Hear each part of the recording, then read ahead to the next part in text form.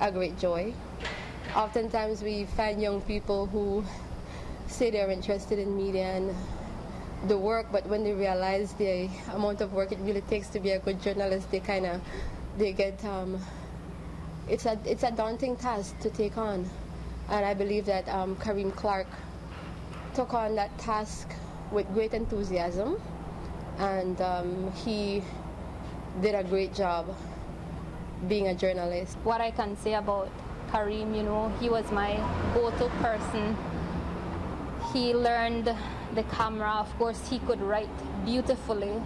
And as a matter of fact, just to share a story as to how exactly he came to be employed at Amandala, he started working at Kareem Television doing camera work, and while there he wrote about 2 letters to the publisher of the Amandala, Evan X. Hyde, and they were just taken aback by that, and they were like, we have to get him at Amandala, and that was how come he ended up there. But going back to his mom this morning said that he was an anchor to her, and a lot of the times, because I used to work more closely with Kareem, I felt the same way.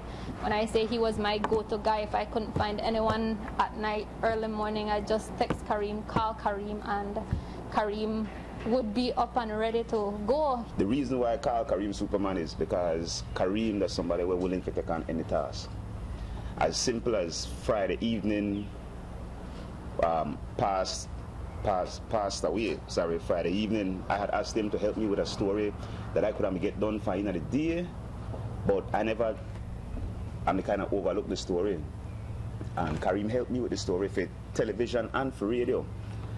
And that always the kind of person he was. He ready for help, always willing for help. That we lost an exemplary young man, a man with a gift, which is rare, right? The gift of language in a post-linguistic society. Also, one young black man who was a major part of the media, who was representing on so many levels, on so many formats. Anything name a camera, he could work with it. It's just a special, rare guy that we lost, just like a 0.01% human being. I don't think anybody has anything bad to say about Kareem because he always had a smile on his face. He was a very humble guy, hardworking, very dedicated, as his colleague said. He was just not a media colleague. He had become part of the family, of the media family. And we'll miss him, and we'll miss seeing him around, seeing him on the scene, following up the murders, interviewing the Prime Minister, interviewing the other minister here and there. And he was a great friend. Kareem did touch a lot of our lives. Kareem to me was a friend, a neighbor, because he lived on Freetown, I live on Pickstock. He was a member of our organization, COLA, and he was like a brother to all of us. I mean, I can't remember ever seeing him unhappy, and I wonder where he got that. And this morning, after interviewing his mother, having lost her only son, yet she had a smile on her face, and when we were leaving, shaking my hand and to say stay strong.